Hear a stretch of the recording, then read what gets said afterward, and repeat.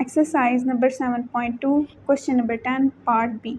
Find the constant A so that the vectors v equals to I minus 3j plus 4k and w equals to ai plus 9j minus 12k are parallel.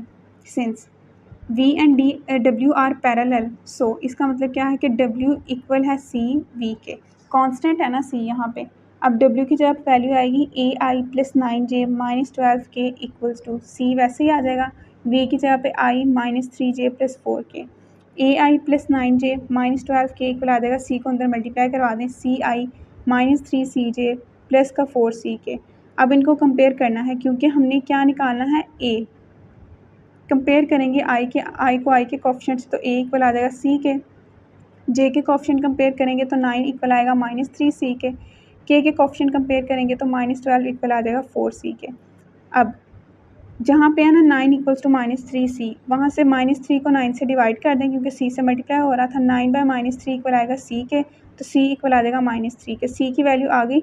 अब जो लिखा होता है ना a equals to c, क्योंकि हमें a की value चाहिए थी, वहाँ पे c की जगह पे लिख देंगे माइनस 3, तो a इक्वल आ जाएगा minus 3 k. Part c. Find a vector of length 5 in the direction opposite that of v equals to i minus 2j plus 3k. Solution है v बराबर है i minus 2j plus 3k के. पहले v का magnitude निकालते हैं. v magnitude equal आएगा under root इन सब के कोफिशिएंट को स्क्वायर लेके उनका सम लें, फिर उनका अंडर रूट ले लें. 1 का स्क्वायर प्लस माइनस 2 का स्क्वायर प्लस 3 का square equals to under root. 1 का स्क्वायर क्या आ गया 1, प्लस माइनस 2 का स्क्वायर क्या आ गया 4, प्लस 3 का स्क्वायर क्या आ गया 9 इक्वल्स टू अंडर रूट 14. अब v यूनिट वेक्टर इक्वल हो जाएगा v by v magnitude which is equal to v की वैल्यू है i minus 2j plus 3k divide में मैग्नीट्यूड आया है अंडर रूट 14. हमने कहा है हमने वो वेक्टर फाइंड आउट करना है जिसकी लेंथ क्या है 5. तो इसको क्या करेंगे, the vector of length 5 in opposite direction of v is, और साथ बात भी की है कि उसकी डायरेक्शन क्या है ऑपोजिट. अगर डायरेक्शन ऑपोजिट है तो साइन चेंज हो जाएगा. Minus 5v equals to minus 5 by under root 14. Minus 5 से मल्टीप्लाई करवाया है ना, तो साथ अंदर आ जाएगा i minus 2j plus 3k minus 5 by 14 i minus minus plus 5 2 ज़र 10 by under root 14j minus plus minus 5 3 ज़र 15 by under root 14k. Part d. Find a and b so that the vectors 3i minus j plus 4k and ai plus bj minus 2k are parallel. Solution है हमने a और b find out करना है और उन्होंने कहा है कि ये जो दो वेक्टर्स हैं ये आपस में क्या है पैरेलल.